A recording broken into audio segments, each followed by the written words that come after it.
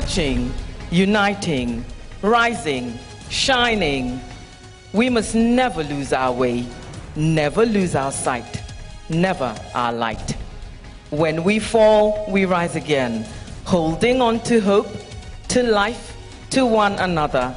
Our spirit is strong. The African spirit never dies. This is the call, the mighty call, to stand as one. We will stand, we will shine, pertinaciously. And this is Ghana, land of the bold and brave, the great and strong. Our hearts are full of love and humility. We cherish fearless honesty. With open arms, in the warmth and light of our golden sun, we welcome you to the Kofi Annan International Peacekeeping Training Center for the making of history once again. The second edition of the Kofi Annan Peace and Security Forum, proudly brought to you by the KAIPTC and the Kofi Annan Foundation, with support from the governments of Ghana, Germany, Norway, and Sweden. Your Excellencies, Ministers of State, Members of Parliament, members of the Diplomatic Corps, distinguished invited guests, delegates, media partners, ladies and gentlemen. 2 years ago, our mission to honor global icon Busumuru Kofi Annan for his incredibly, remarkably unique achievements began. African leaders converged. The theme was peace operations in the context of violent extremism in Africa. This is how the first ever Kofi Annan Peace and Security Forum was launched. Our theme for CAPS 2021 is Democracy and Governance in the Context of Complex Crises in West Africa. My name is Jackie Ankra. And mine is Emma Brikrang. Once again, we have the wonderful privilege of looking after you and making sure that you have a comfortable, pleasant, and enjoyable experience for the next 2 days. We thank you who started this journey with us, partners, participants, supporters, and friends. We owe our beautiful beginning to you. To you who are here for the very first time, this is an epoch-making event in the history of Africa. We thank you all very much for attending the CAPS Forum 2021. We appreciate your presence. We value your time, high-ranking decision makers that you are. Thank you. Soyez le bienvenu. Willkommen. Your Excellencies, distinguished ladies and gentlemen, the Kofi Annan Peace and Security Forum is organized in collaboration with the Kofi Annan Foundation, with support from the federal government of Germany, the governments of Norway, Sweden, and Ghana. It is live streaming on KAIPTC's Facebook page at the handle @KAIPTCGH. The CAPS Forum is broadcasting live on Joy News, Ghana Broadcasting Corporation, and Asasi Radio. We are most grateful to our sponsors and media partners for their great support. Ladies and gentlemen, please also follow KAIPTC on Facebook and Twitter using the handle @KAIPTCGH and on Instagram with the handle @KAIPTC. Also join the conversation about the CAPS Forum by posting on Facebook, Twitter using the official hashtag @CAPS Forum. Follow KAIPTC and partners accounts and retweet or like posts. For our partners, the Kofi Annan Foundation, you can follow them on Facebook on @Kofi Annan Foundation and on the Twitter handle @Kofi Annan FDN. You can also follow GIZ on Facebook @GIZGH and on Twitter @BMZBUND @GIZ Ghana. For the government of Norway, you can follow them on Facebook @Norwegian Embassy Accra and on Twitter @Norway AMBGH.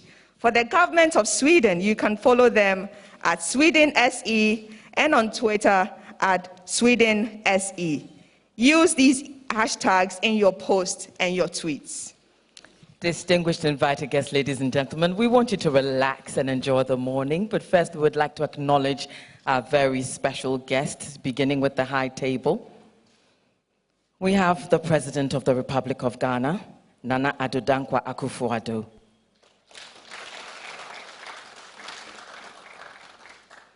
We also have Mr. Elhaj Assi, Board Chair of the Kofi Annan Foundation. We have the Honorable Dominic Nitiwul, Minister for Defense. His Excellency Mohammed Ibn Chambers, Goodwill Ambassador. The Commandant of the Kofi Annan International Peacekeeping Training Center, Major General Francis Ofori.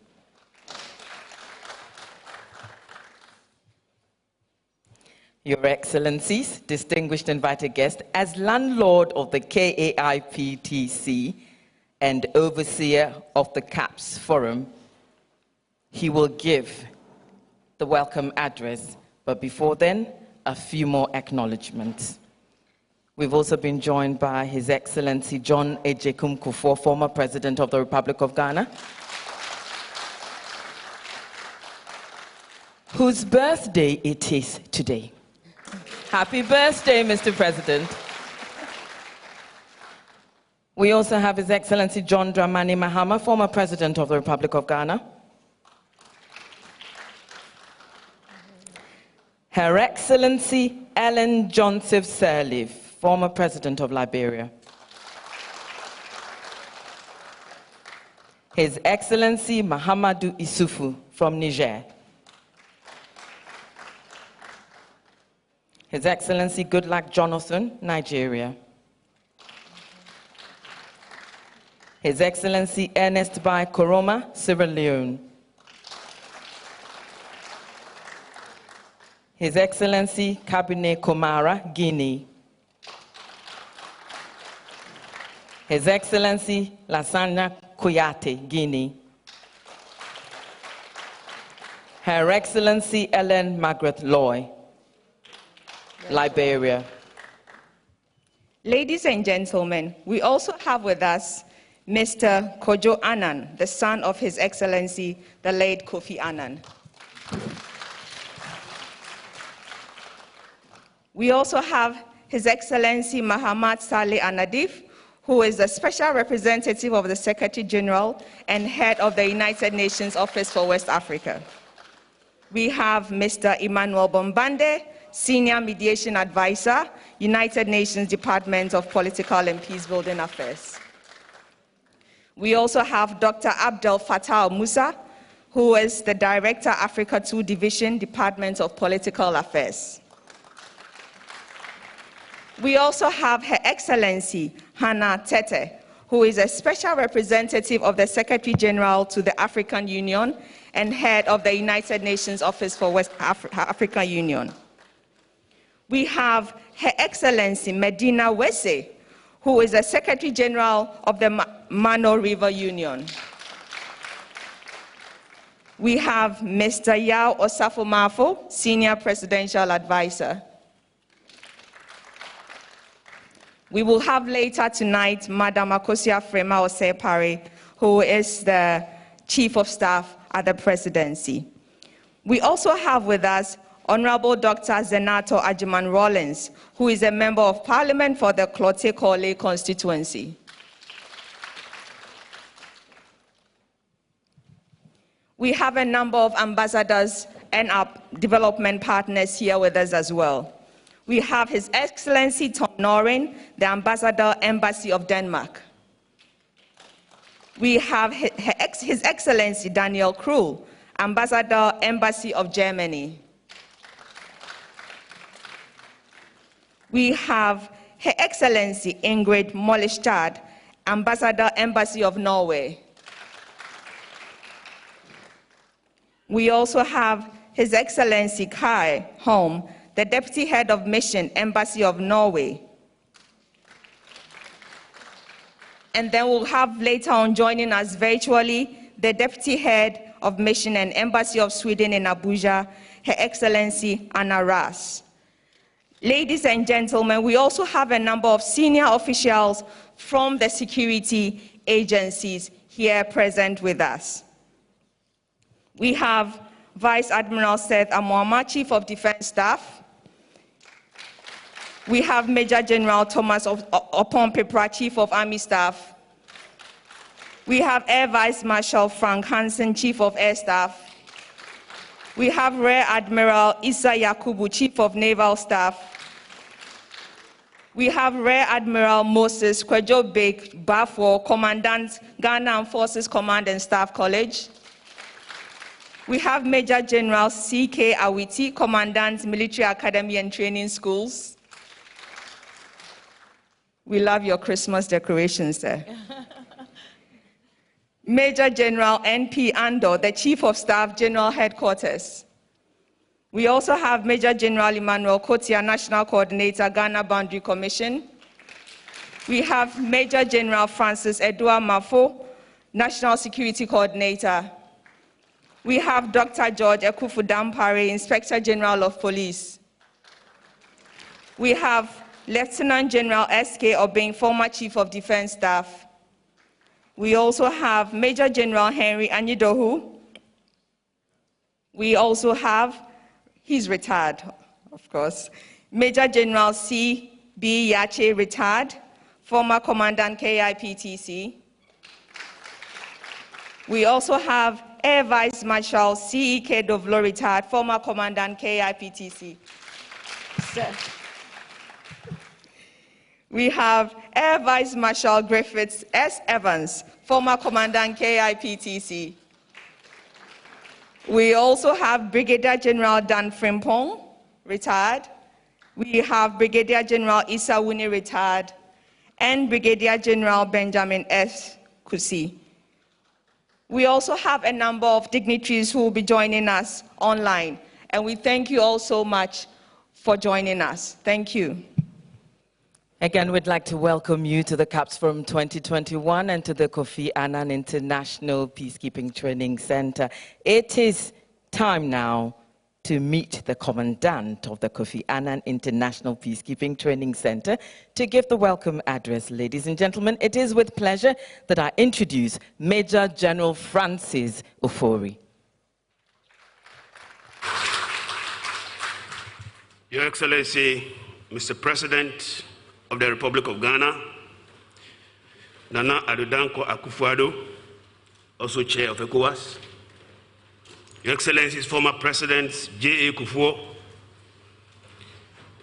former President His Excellency Ernest Bai Koroma of Sierra Leone, Her Excellency Ellen Johnson Sirleaf of Liberia, His Excellency Mamadou Issoufou of Niger, who will be joining us virtually, the former Prime Ministers of Guinea, His Excellency Kumara Kabin, and His Excellency Lansana Kouyaté, His Excellency Dr. Mohammed Ibn Chambers, former representative, special representative and head of United Nations Office of West Africa and the Sahel, and currently chair of the CAPS Forum, Honorable Dominic Nitiwul, Minister for Defense, Ministers of State, Members of Parliament, His Excellency El Haj Assi, Chairman of the Kofi Annan Foundation, members of the Diplomatic Corps, distinguished goodwill ambassadors of KIPTC in the persons of His Eminence Cardinal Peter Turkson, Her Excellency Dr. Mrs. Mary Chinwe Hesse, Her Excellency Margaret Lodge, and Honorable Ken Ofori-Atta, very senior officials from the UN, AU, and ECOWAS, the Chief of the Defense Staff, representatives of an IGP and service chiefs, commandants and very senior officers, the Governing Board, Executive Management and staff of KIPTC, representatives from regional institutions across Africa, representatives from academia, civil society, and the media, distinguished guests, ladies and gentlemen. On behalf of the Governing Board and Executive Management of the Kofi Annan International Peacekeeping Training Center, I wish to warmly welcome you all to the second edition of the Kofi Annan Peace and Security Forum this morning. This international platform brings together political leaders, diplomats and experts for policy dialogue, on evolving trends in peace and security on the continent of Africa. The second edition should have been held last year, but had to be cancelled because of the COVID pandemic. I am glad this morning to have the honor to welcome you to Accra and to KIPTC in particular for this important occasion. Excellency, Mr. President, distinguished guests, ladies and gentlemen, as you may recall, the CAPS Forum, as has been said, is held in memory of Busumburu Kofi Annan, the former Secretary General of the United Nations, who dedicated his life to promoting global peace and security. KIPTC was named after this distinguished peace ambassador from Ghana. We are very happy to be hosting the 2021 event jointly with the Kofi Annan Foundation from Geneva. Our two institutions are coming together based on our shared commitments to upholding the values of the late Busumburu Kofi Annan, whose understanding of peace was founded on a holistic vision of societies based on governance, societies based on good governance, democracy, and human rights, especially in Africa. This forum fits into the strategic objectives of the KIPTC in enhancing the capacity of ECOWAS, AU, and their relevant structures to perform their mandates in ensuring peace and security in Africa. This mission, the mission of KIPTC, is to provide globally recognized capacity for all actors on African peace and security through training, education, research, and policy dialogues. And then let me add that the center seeks to become the leading and preferred international center for training at ensuring peace and security in Africa.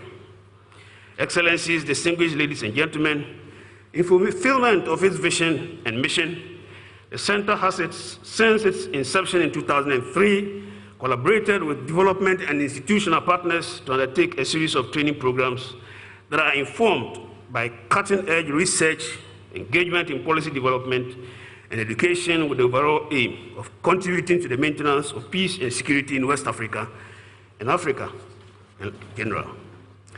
The theme for this year's CAPS Forum is democracy and governance in the context of complex crises in West Africa. This theme has been chosen against the backdrop of the celebration of the 20th anniversary of the adoption of the ECOWAS Protocol on Democracy and Good Governance. Mr. President, as you occupy the chair of ECOWAS, 2021 CAPS Forum aims at building political will to reaffirm the avowed commitment to democracy and credible elections. Your Excellencies, distinguished guests, there couldn't have been a more opportune time to discuss democracy and governance in West Africa than now, considering the developments in our sub-region in particular, and Africa in general. The state of democracy globally points to a democratic backsliding characterized by a sustained and deliberate process of subversion of basic democratic tenets by some political actors and governments. This has all the potential to become a different kind of pandemic that now threatens to afflict very large and influential democracies that account for a quarter of the world's population. If the situation is not confronted with the seriousness it deserves, Mr. President, it can embolden some political systems to intensify their practices and engage in even more brazen attempts to distort the workings of democracy. From the 1990s, in spite of the limitations inherent in Africa's political transitions, a significant number of countries have made the difficult transition from full-blown military or civilian authoritarian regimes to various shades of multi-party democracies. However, these expectations may have been short-lived, as some states and people on the continent are yet to experience the real dividends of consolidated democracy and good governance. Excellencies, distinguished guests, it is worrying that despite efforts by African regional economic communities and the international community at institutionalizing democratic governance, the continent is currently experiencing a democratic reversal, with increasing patterns of as well as endeavors at evading fixed term limits. The decline in democracy is manifested by a clampdown on some liberties in such instances which pose a threat to stability and security of the region. Indeed, the recent successive coups in coup d'etat in Mali and Guinea, among others, are all indicative of a decline of the state of democracy in the region. From our bespoke research, we understand, Mr. President, that the authority and credibility of regional institutions in enforcing the norms and values on democracy and good governance is increasingly being questioned. I'm aware that, considering the recent developments on the governance landscape in West Africa, the authorities of heads of state and governance has tasked the ECOWAS Commission to, as a matter of urgency, initiate a process for the review of the 2001 ECOWAS Supplementary Protocol on Democracy and Good Governance. It is envisaged that the reviewed protocol will address such emerging threats to democracy and its tenets, particularly the respect for term limits, rule of law, judicial independence, and the strengthening the sanctions regime in the protocol in order to adequately respond to the exigencies of the time. In this regard, sir, the CAPS Forum this year provides an avenue for all of us to revive our energies and advocacies within the framework of putting pressure respectfully on our leaders and institutions to ensure that we consolidate our burgeoning democracies.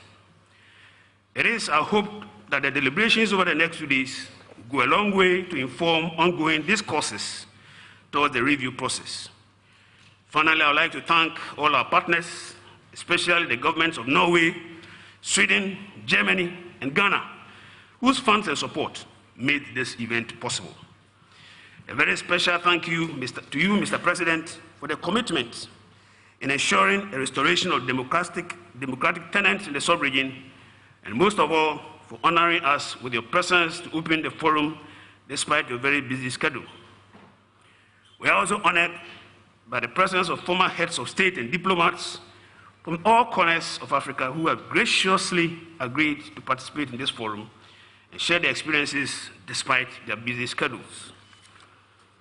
Our sincere thanks or gratitude goes to Chair of CAPS Forum, His Excellency Dr. Chambers, for facilitating this process. And to you, His Excellency Chambers, I say belated happy birthday. Yesterday was your birthday. We are blessed with the CAPS Forum. As I end my welcome address, I note that today is a very special day for one of our own. And so, Mr. President, with your kind permission, may I wish former President Kufuor a happy birthday.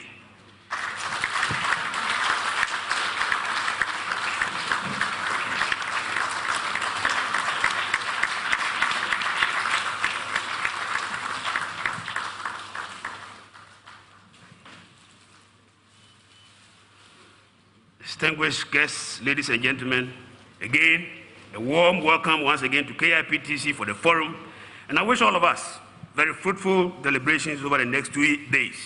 Akwaba, welcome, bienvenue. Thank you very much.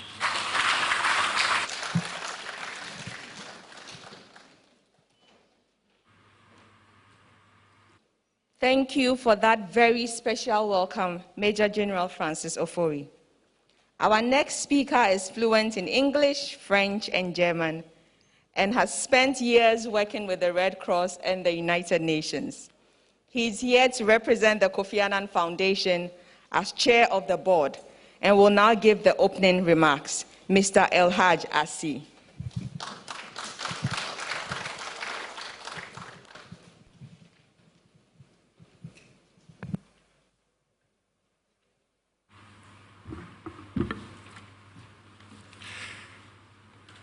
Your Excellency, President Nana Akufo-Addo, President of the Republic of Ghana, Excellencies, former President among us, Your Excellencies, Commandant Justices, ladies and gentlemen, all protocol observed. It's an honor for me to welcome so many prestigious and important guests today, both in person as well as online, on behalf of the Kofi Annan Foundation.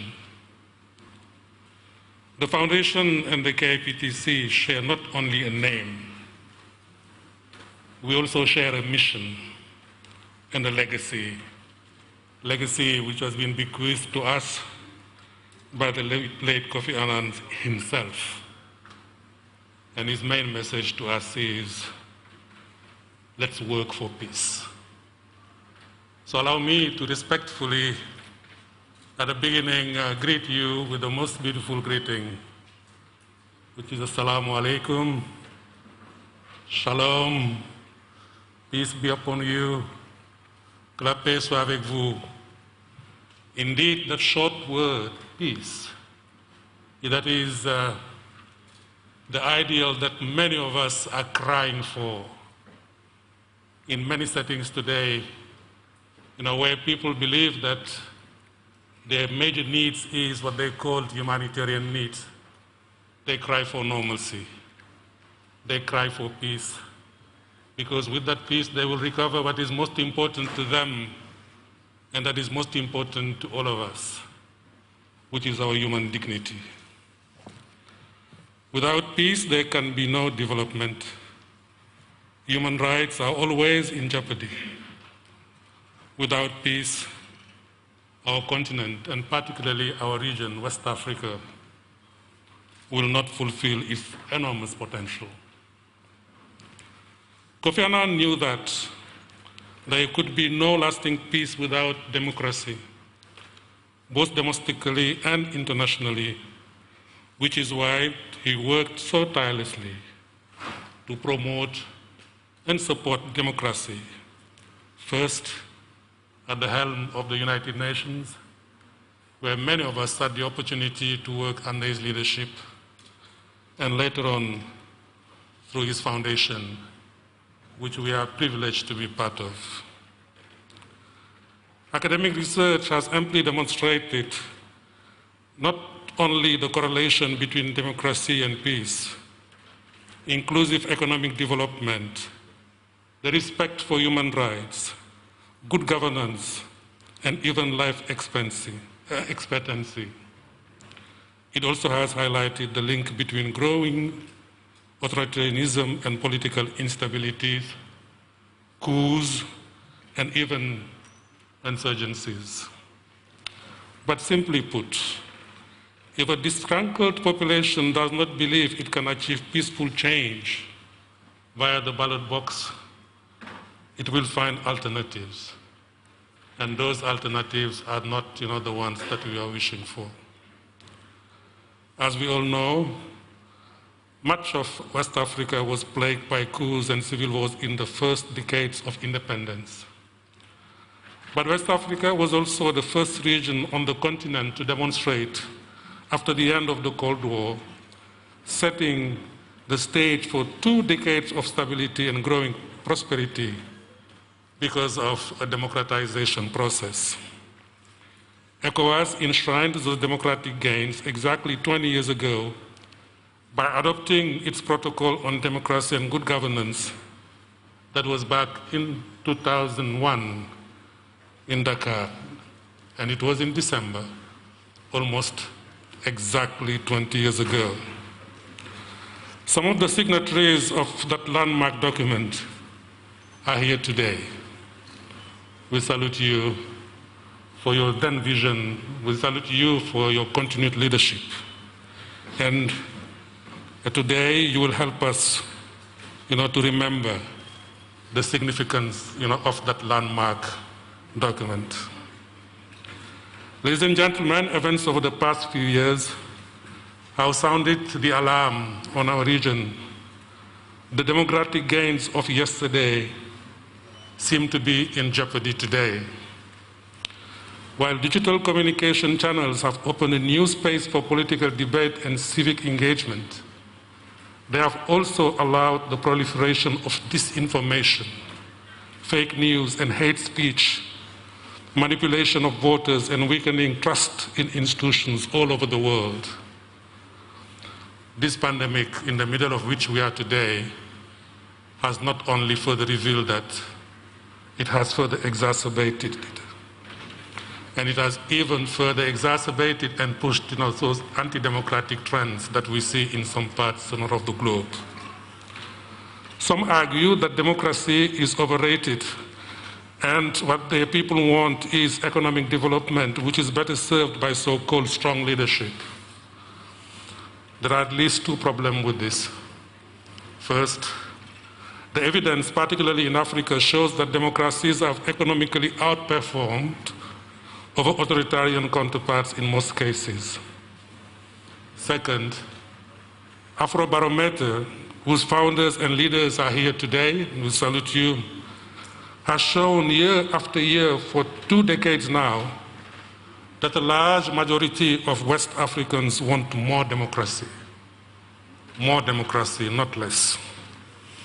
They understand that democracy is not an abstract ideal, but means checks and balances, legitimate and accountable government, and the protection of rights and freedoms. And that is the only way, that citizens, will be building their trust to those who lead them.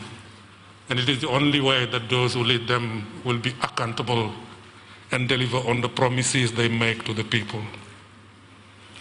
What this means, ladies and gentlemen, is that we do not shore up the democratic legitimacy of our political systems by ensuring the integrity of elections, the respect of fundamental human rights and freedoms, the political but also economic and social inclusion of disenfranchised groups in our societies, particularly the youth, women, not them and us, but we, a collective we, that is bringing us all where we belong to, which is our shared humanity.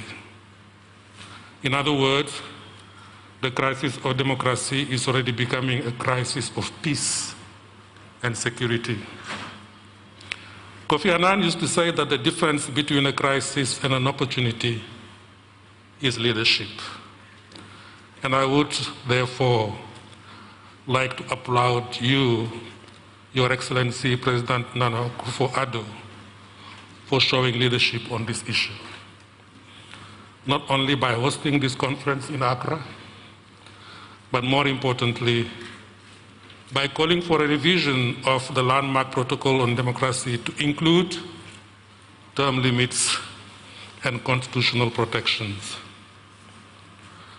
Having worked myself in the multilateral and humanitarian settings for many years, I realized that a treaty alone won't solve a crisis, but it will send an important signal if it passes muster.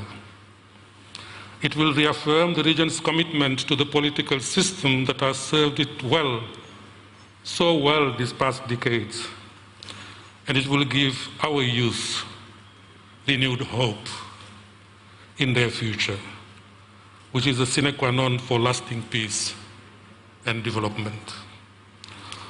For all these reasons, I would like to thank not only you, the Excellency, the President of the Republic of Ghana, for your stance on these issues. I would like also to thank the KPTC for hosting this conference, but also all the participants who are so generously sharing their wisdom, their experience, and then taking time to be with us today. Hundreds of experts, stakeholders, and political actors are gathered here or watching us online. Together, we have an opportunity to come up with solutions to West Africa's democratic crisis. We hope to end this conference with a call to action to ensure West Africa's democratic future. As 111 world leaders gather as of tomorrow for President Biden's Summit for Democracy, we have an opportunity to show the world that West Africa is actually ahead of the curve. We're not joining there as invitees.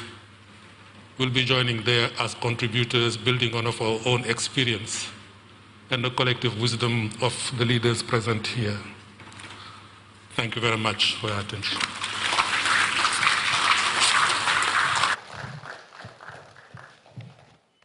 Every step we take is a step of faith, a step of hope, and a step of victory. Vouloir, c'est pouvoir. Monsieur El Hajassi, je vous remercie und recht schönen Dank.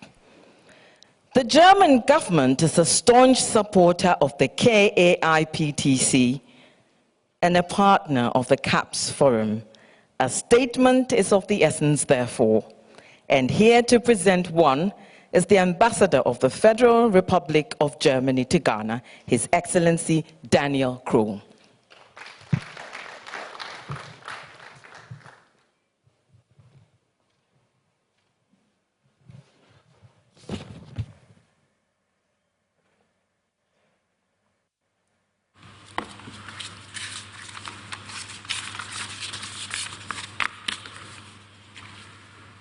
Good morning. Good morning, Mr. President Akufo-Addo.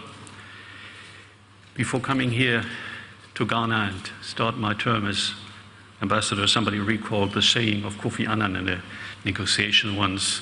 I think it's the African wisdom. He addressed a European partner and said, "You have the watches, but we have the time." So with all due respect and in the interest of saving your time, I won't refrain from welcoming all the eminent persons here in the room and just stay with excellencies and distinguished guests.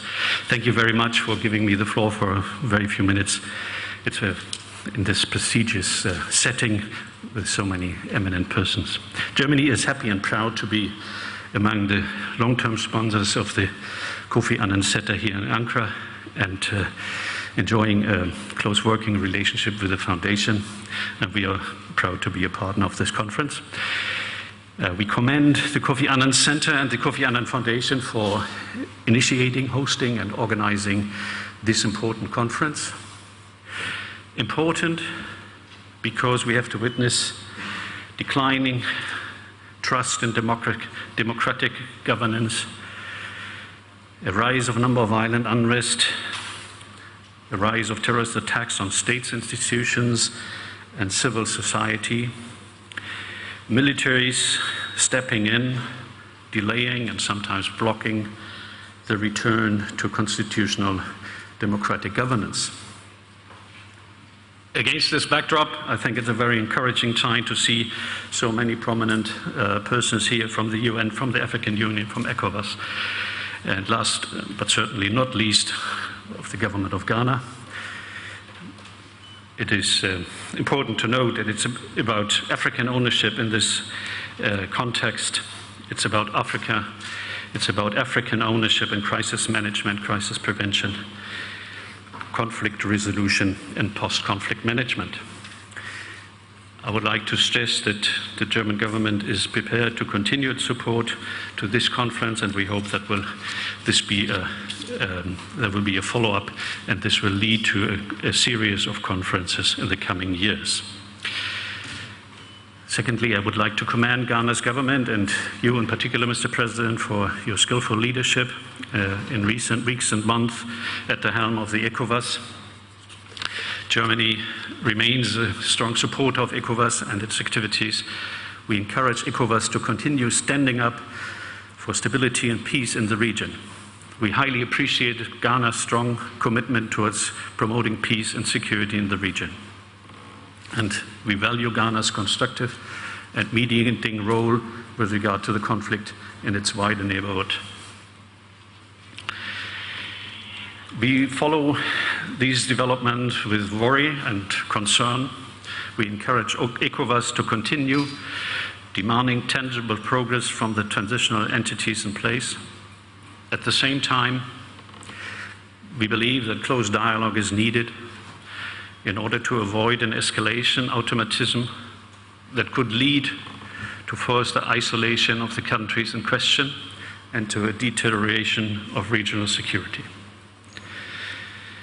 As the previous speaker mentioned, we value very much ECOWAS' role in strengthening democratic principles across the region. And we therefore very much welcome the protocol's current revision, and we are looking forward to learning more about the results in the coming summits. Now, with regards to the term limits, please allow me a personal remark on this very special day. Special for me as a German ambassador because German Parliament will vote today, elect today a new Chancellor, and this is the last day of the Chancellorship of Angela Merkel. Mr. President, I mentioned it recently, she broke the 8. She decided not to break the 16. But it was her will and her decision. And I think it's for a humble German diplomat always very wise to phrase very carefully when we are talking about time limits with this background. But I think what I would like to stress is that it is most importantly that leaders play to the rules, and so if rules are agreed, they have to be implemented. Now, let me finish my remarks with putting a flashlight on the coming month. It is with hopes and expectation that we are looking forward to Ghana taking its seat in the Security Council in January 2021. We are hoping to hear a strong, convincing African voice committed to build a meaningful consensus that leads to collective action in order to defend, to re-establish peace, security, constructive democratic order, and the rule of law. With this in mind, we will hope, may this conference contribute to enhance networks, broaden the base for mutual respect and understanding, and feeding into the agenda of Ghana in its term in the Security Council. Thank you very much.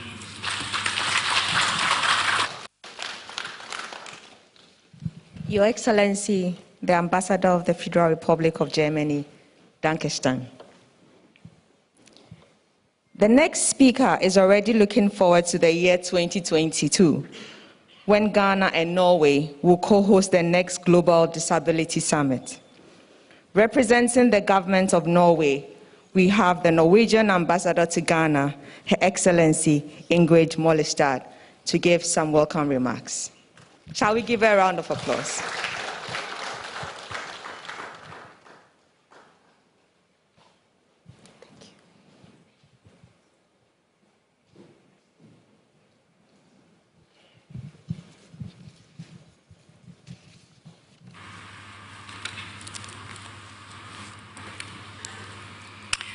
Your Excellency, President of Ghana, Nana Addo Dankwa Akufo-Addo, also Chair of ECOWAS, Ministers, former Presidents and Heads of State, Excellencies, members of the Diplomatic Corps, peacekeeping colleagues, ladies and gentlemen, all friends. I hope all protocol observed. Norway is a long-standing and committed partner of CAIPTEC and a proud sponsor of this timely forum. First of all, let me congratulate and commend ECOWAS on the 20th anniversary of the Protocol on Democracy and Good Governance. The protocol is ambitious and even an optimistic document.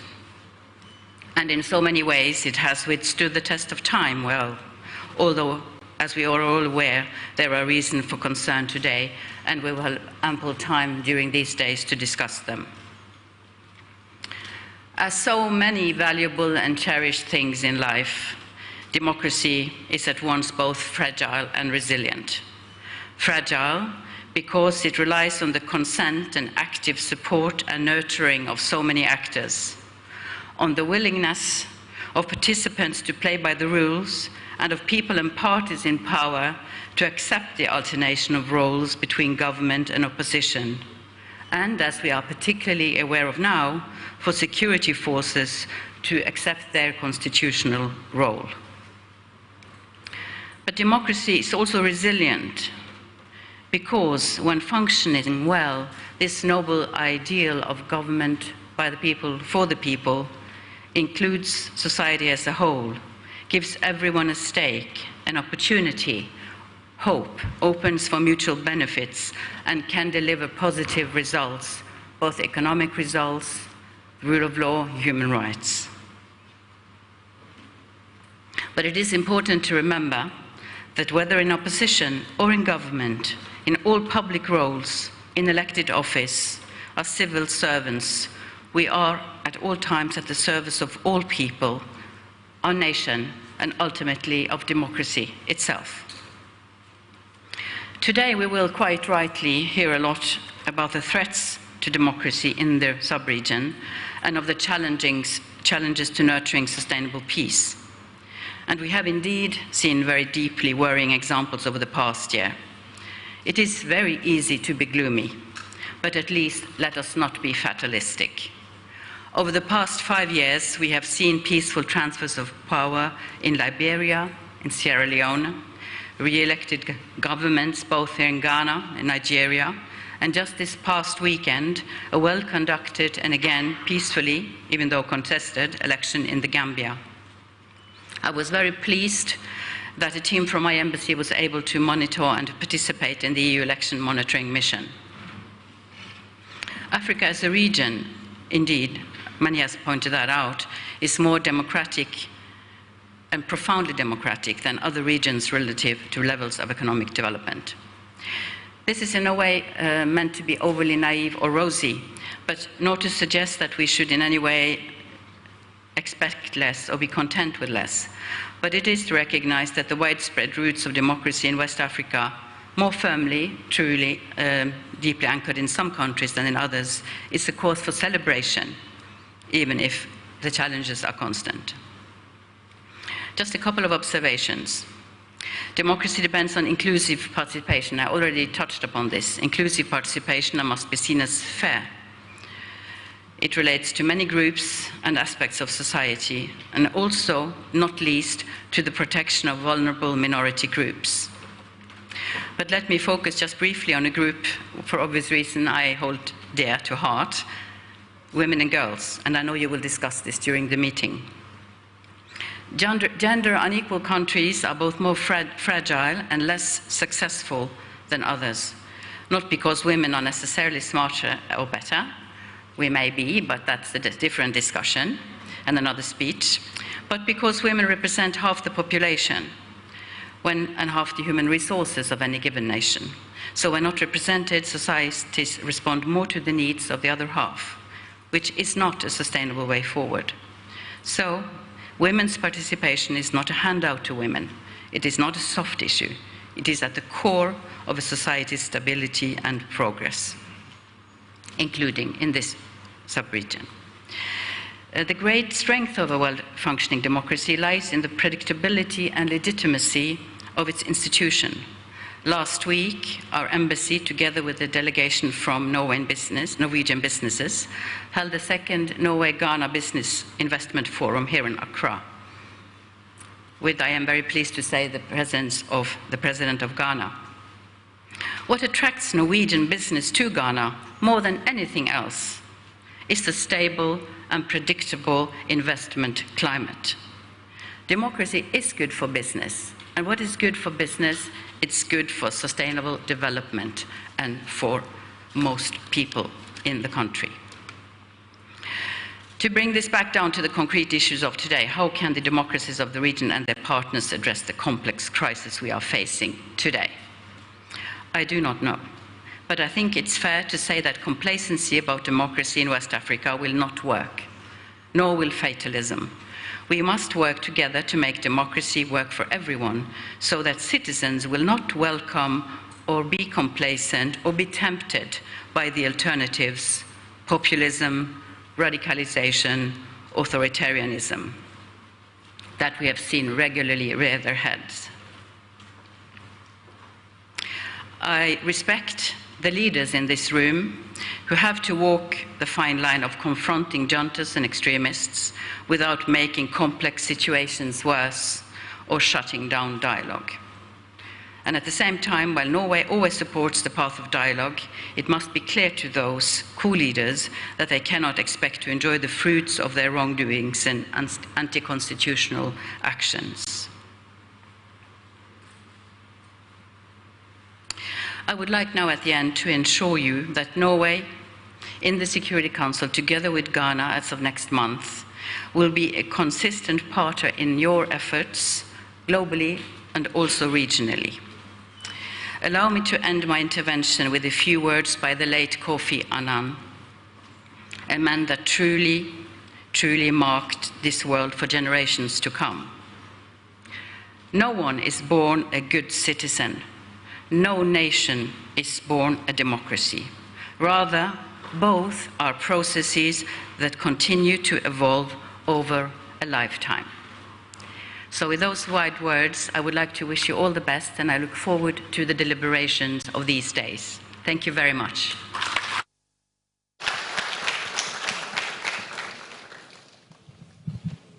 Thank you so much, Your Excellency, the Ambassador of Sweden of Norway. Your Excellencies, distinguished guests, ladies and gentlemen, one more partner takes the stage. She's joining us virtually. She's passionate about global gender equality and represents one of our biggest partners that KIPTC calls a friend. From the Embassy of Sweden in Abuja, shall we welcome Her Excellency Anna Ras.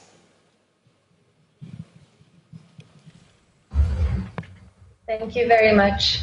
Your Excellency, the President of the Republic of Ghana, Excellencies present, distinguished guests, ladies and gentlemen, please allow me to stand on existing protocols. I am addressing you today on behalf of the Ambassador of Sweden to Ghana, Nigeria, Cameroon, and ECOWAS, Mr. Carl Michael Brents.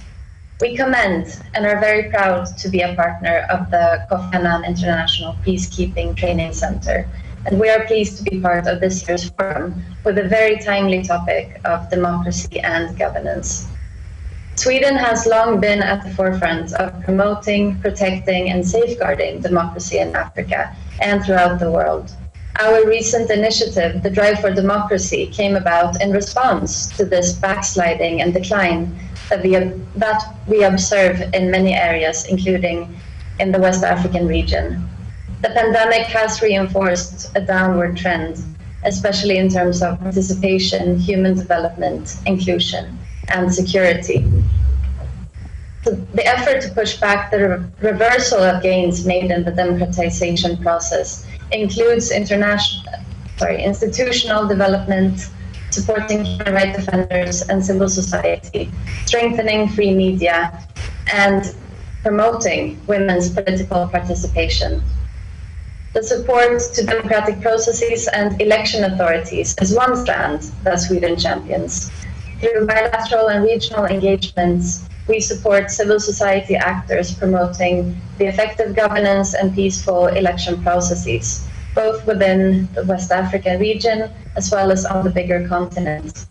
The West African Network for Peace Building is one of the regional actors that we work with in promoting early warning systems and democratic elections.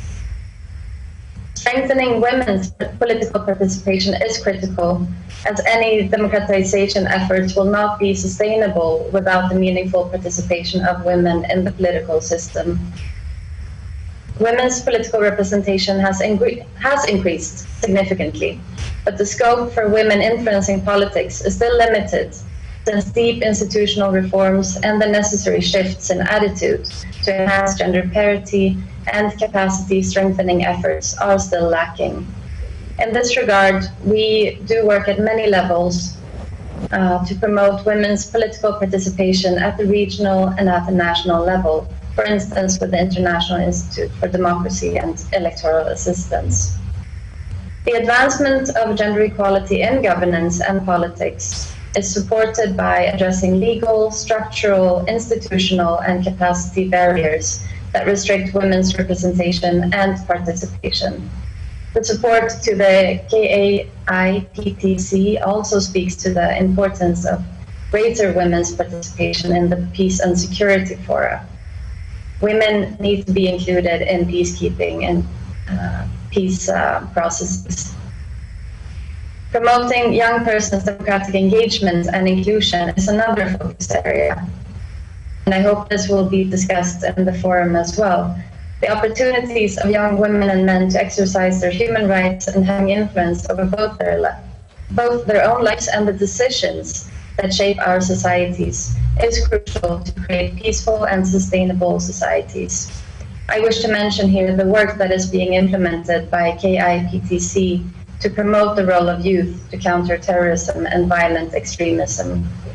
Finally, I wish to reiterate Sweden's commitment to promoting democracy and to work with the partners in the region toward this goal. Thank you very much. Thank you very much, Your Excellency Anna Raz from the Embassy of Sweden in Abuja.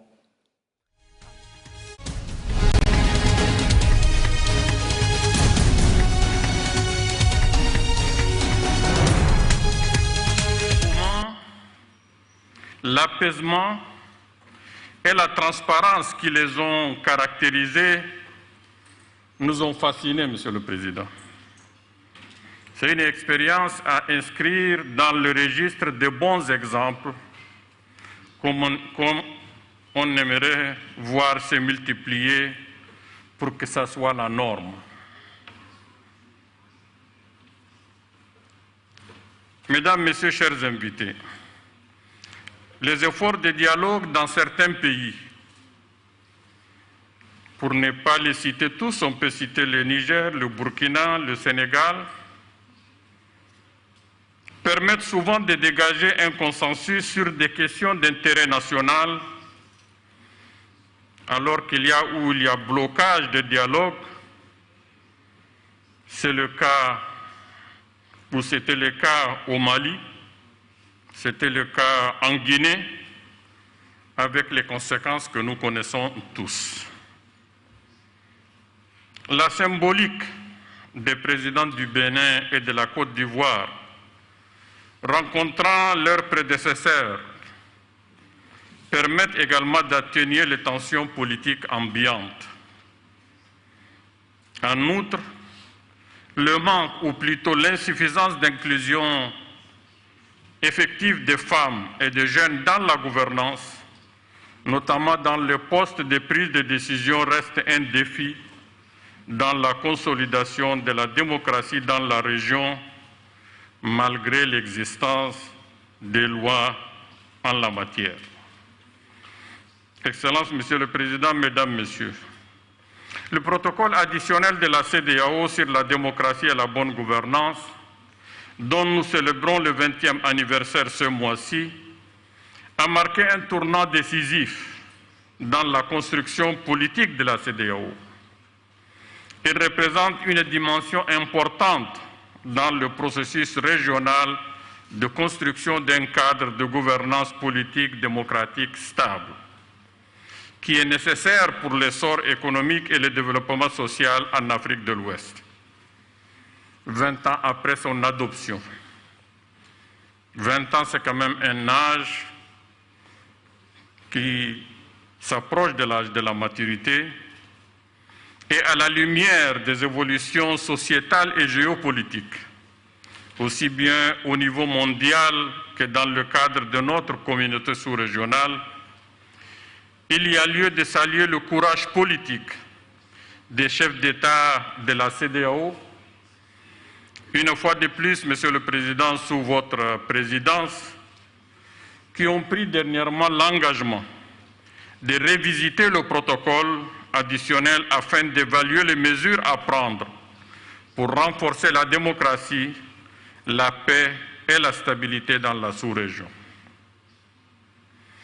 Monsieur le Président, Mesdames, Messieurs, conformément à son mandat d'accompagner et de soutenir les institutions régionales en Afrique de l'Ouest, le Bureau des Nations Unies pour l'Afrique de l'Ouest, security agencies present, distinguished ladies and gentlemen, our friends from the media, as we say in Ghana, I haven't forgotten about you. It's a pleasure to be here, and I must say it is great to be home. I haven't been here for quite a while, and I have really missed Ghana. So this is an opportunity to come back.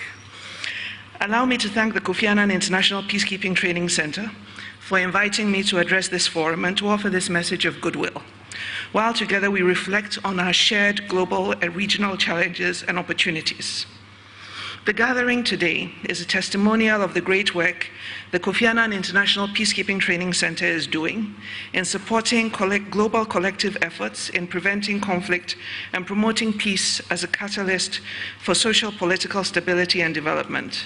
And I'm sure that this forum and similar ones will help us in articulating ideas and developing new strategies that will inform effective interventions that would aim to maximize ECOWAS, AU, and UN existing frameworks, protocols, and instruments to enhance good governance, advance human rights, and support women and youth participation in decision-making and development.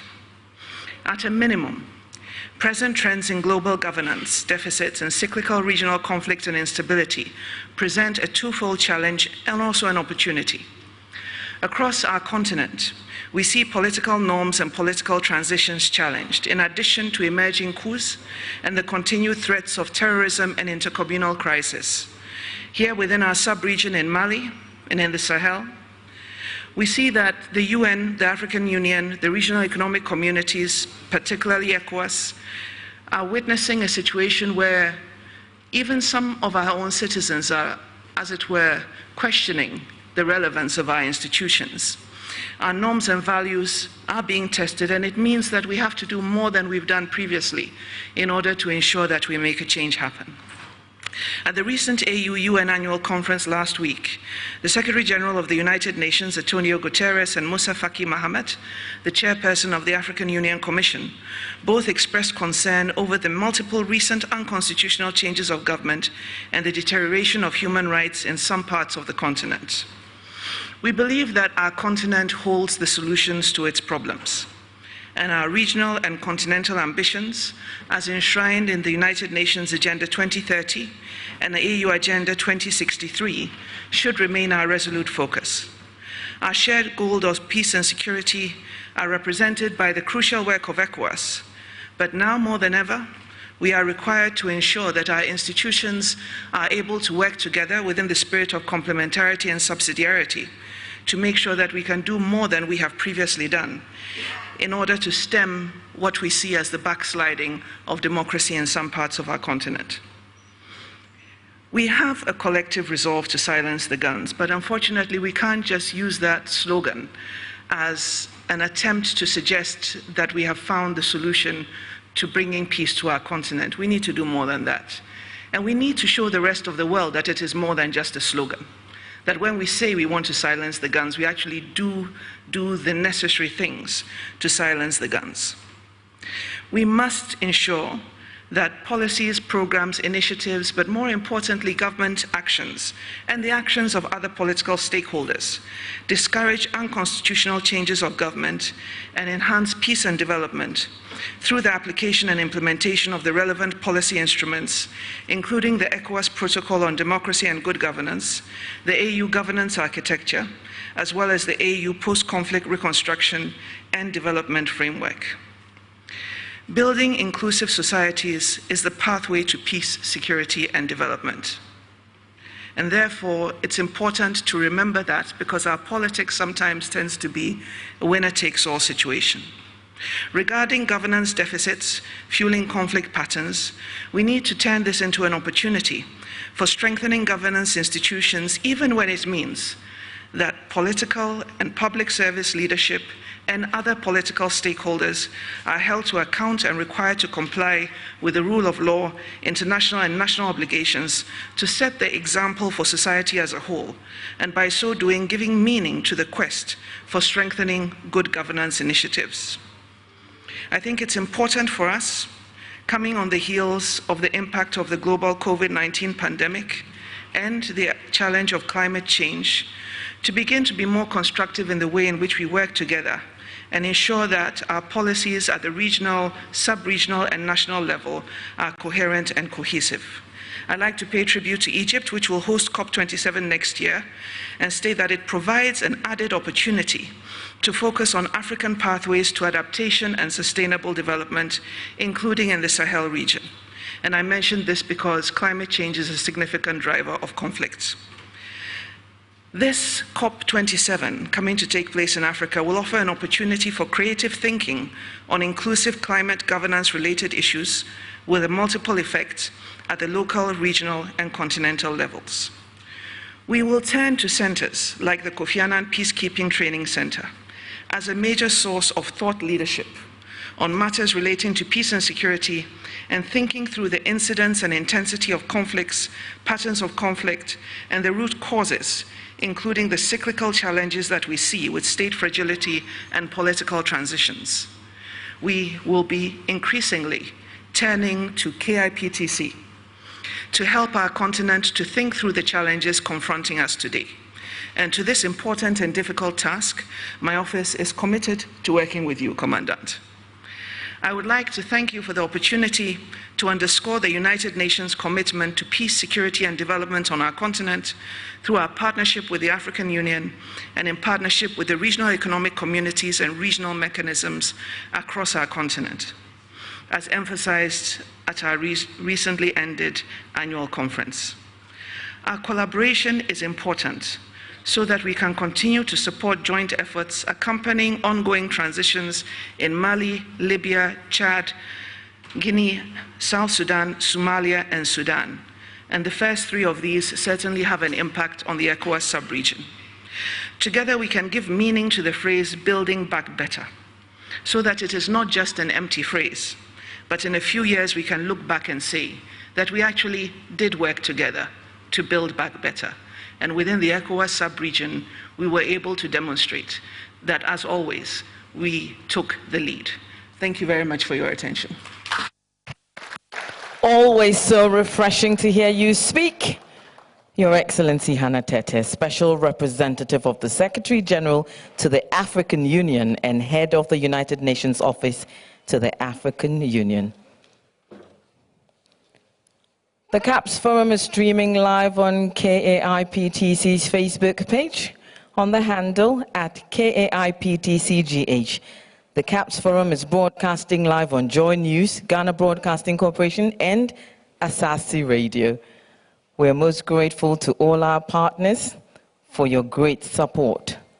Ladies and gentlemen, please follow the KAIPTC on Facebook and Twitter using the handle at KAIPTCGH and on Instagram with the handle at KAIPTC. And now, ladies and gentlemen, with high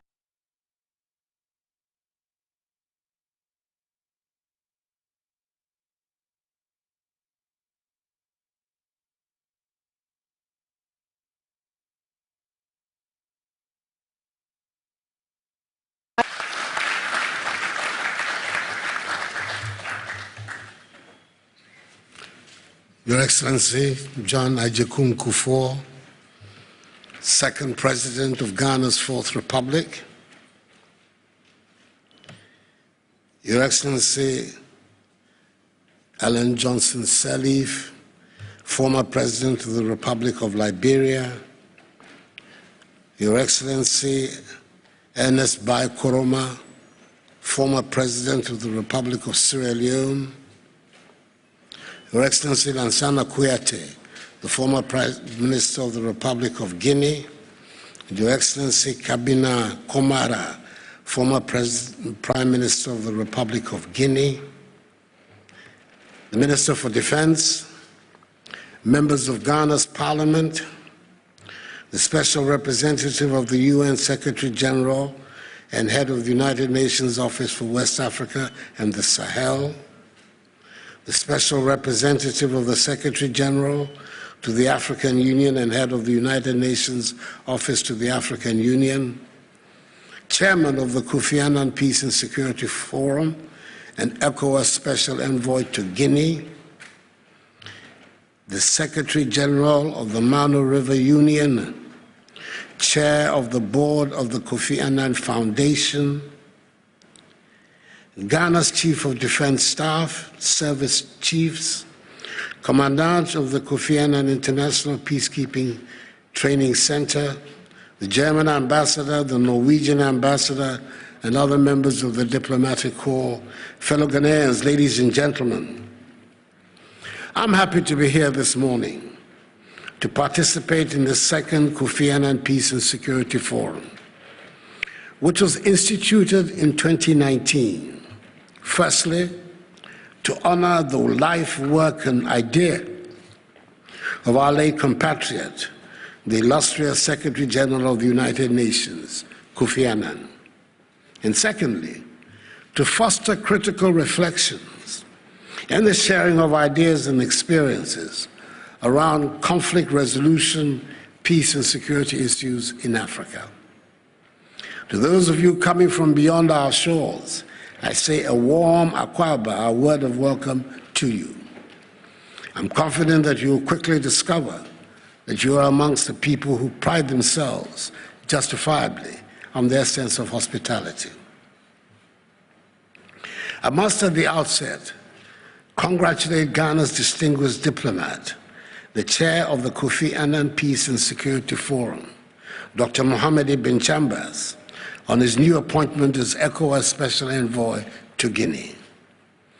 He has worn many hats in the course of his stellar career, and I want to assure him of the support of the authority of ECOWAS, whose chair I'm privileged to be the current occupant, in the collective quest to restore Guinea onto the path of democracy and stability. If there's anyone who can assist the authority to accomplish this sensitive task, it is my good friend of many years, Mohamed Ibn Chambers.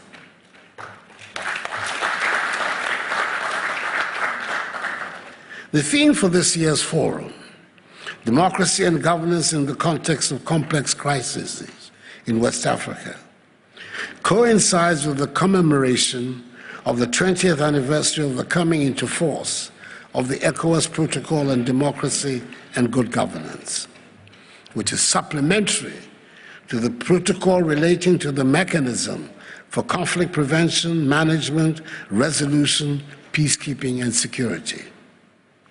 The holding of the conference is also timely because it is taking place at a time when the avowed goal of entrenching democracy and sustainable peace in West Africa is being put to a stern test. Excellencies, ladies and gentlemen, although ECOWAS was established by our forebears to promote economic cooperation and integration in West Africa, the devastating conflicts and civil wars that engulfed many parts of the region led to the quick realization that rapid economic progress was hinged on the presence of peace, security, and stability. As part of ECOWAS's search for sustainable solutions to the myriad of security challenges that confronted member states, it adopted specific legal and normative frameworks, of which the 1999 conflict mechanism and the 2001 supplementary protocol have been particularly useful. The adoption of these frameworks marked a turning point in the political evolution of ECOWAS. The 1999 conflict mechanism, for example, provides a legitimate basis for proactive responses to conflicts in West Africa. Yet, the pursuit of conflict prevention that obviates the need for interventions to contain or end raging conflicts is always more effective. Prevention, they say, is better than cure. As such, the Supplementary Protocol on Democracy and Good Governance and the ECOWAS Conflict Prevention Framework of 2008 were subsequently adopted as complementary frameworks for fostering the infrastructure for democracy and peace in West Africa.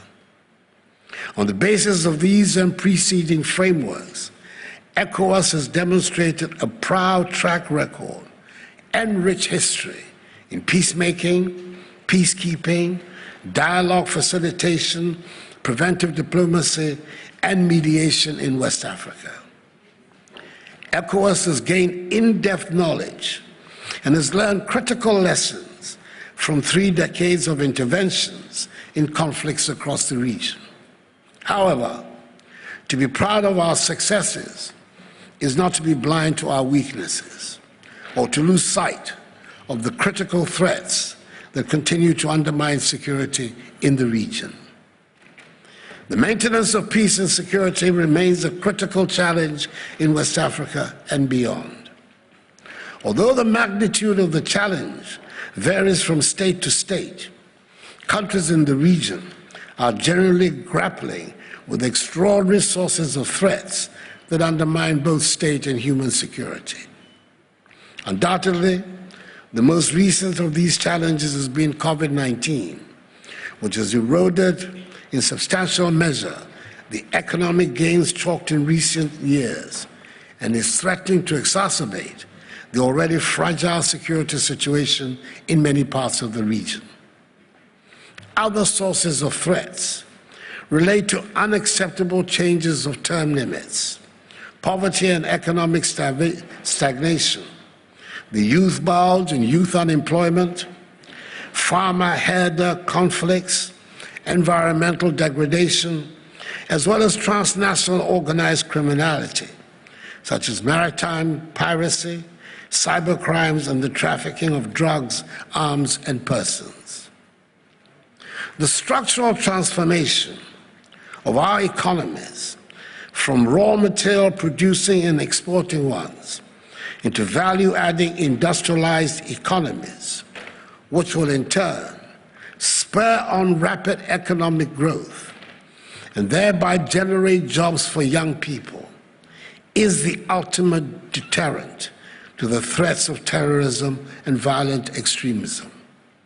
We must work hard to achieve this goal forthwith. Whilst the sources of threats to security in West Africa are multiple and diverse, violent extremism and radicalization currently feature as the most devastating human-induced threats in the region. Many countries in the Sahel continue to witness a steady rise in violent extremist activities, particularly in the Liptako-Goma region. Territories already threatened by extremism are experiencing an intensification of deadly attacks, while new areas are coming under attack. As you may know, Ghana's candidature for a non-permanent seat in the United Nations Security Council for the years 2022-2023 was successful, with Ghana garnering the highest number of votes on the day. Ghana will make sure that Africa's voice is heard loud and clear in the deliberations of the Council, both on matters affecting the continent, region, and on global issues, and we will consult broadly to define Africa's interests. With the continent confronted by multiple threats to the territorial integrity of some of its states, and many of its civilian populations being put under serious threat, it will be our position on the Council that now is not the time for the Security Council to reduce its peacekeeping mandates on the continent. On the contrary, it should look to increasing them. We must not, on the global scale, be caught in a penny-wise, pound-foolish scenario. Excellencies, ladies and gentlemen, consolidating democracy in view of the picture I've just painted in West Africa has become very challenging. It has been complicated even further by the unacceptable extension of term limits and the intervention of the military in our governance, as has happened in Mali and Guinea, at a time when many believed and hoped that coup d'etats had become things of an unwanted past in West Africa. The restoration of democracy and hopefully stability to Mali and Guinea pose particular challenges for ECOWAS. ECOWAS has committed itself to define timetables for the conduct of credible elections in the two countries, which, in line with the ECOWAS Protocol on Democracy and Good Governance, are currently suspended from participating in its activities. Ensuring compliance with the timelines will be good indications of the authority and diplomatic prowess of ECOWAS. God willing, its efforts will succeed. Good governance should and must imperatively exclude political maneuvers to maintain power beyond constitutional requirements. Let us all be aware that beyond that, the marriage between the elected and the electorate becomes forced, the environment becomes toxic, and the mandate becomes precarious. It is for this reason that the ECOWAS Authority of Heads of State and Government, under my chairmanship at its extraordinary summit on 16 September 2021 in Accra, on the Guinean and Malian situations, authorized the ECOWAS Commission to take steps towards an urgent review of the ECOWAS Protocol on Democracy and Good Governance to take account of contemporary developments. I welcomed the decision and hope that the review will be swift and pointed. Ghana is often touted as a beacon of democracy in Africa. Since 1992, it has won plaudits for her democratic credentials, which, though still fraught with challenges, seem to have been consolidated with the conduct of 8 elections, 5 presidential transitions, 3 of which resulted in the peaceful transfer of power from one political party to another. We want to be seen as a positive influence in other African countries who continue to face challenges with democratic consolidation. I'm indeed pleased to reaffirm before you my unshakable belief in the principles of democratic accountability, which constitute the basis of good governance in our member states. As President of the Republic of Ghana and current chair of the Authority of ECOWAS States and Governments, I pledge to continue to respect the tenets of the ECOWAS Protocol on Democracy and Good Governance, and specifically the following. I will not make or cause to be made any substantial modification to the electoral laws in the last 6 months before the next election. I will respect the 2-term limit for the exercise of presidential authority as stipulated in the Constitution of the Republic of Ghana. I will not be an impediment to the conduct of free and fair, transparent elections. I'll hand over power to the next elected president on 7th January 2025. And I will rally my fellow ECOWAS heads of state to take the pledge and support them as they continue to work towards democracy and good governance in their respective countries.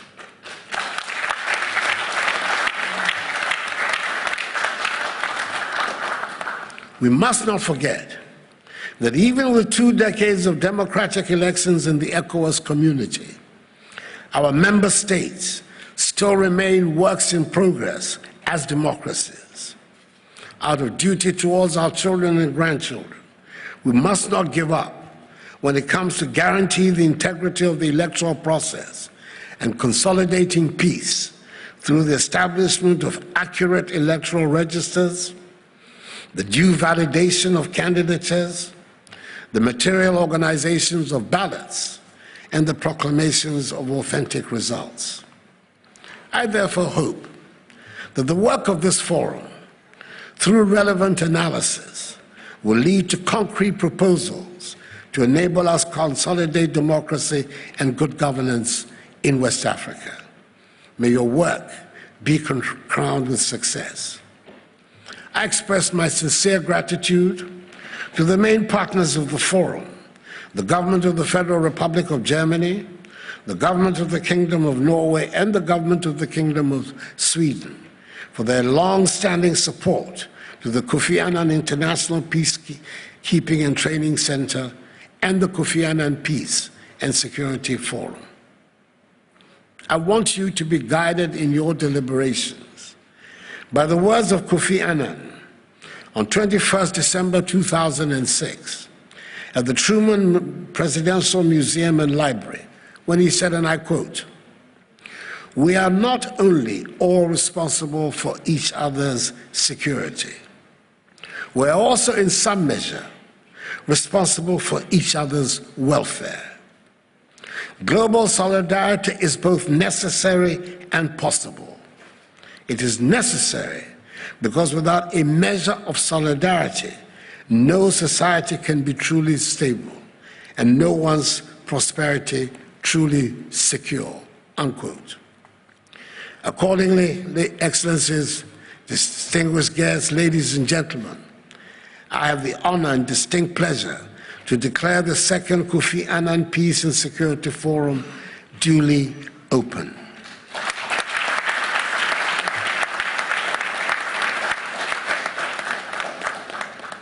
May God continue to bless John Agyekum Kufuor, whose birthday it is today. And may God bless Mother Africa and us all. I thank you for your attention.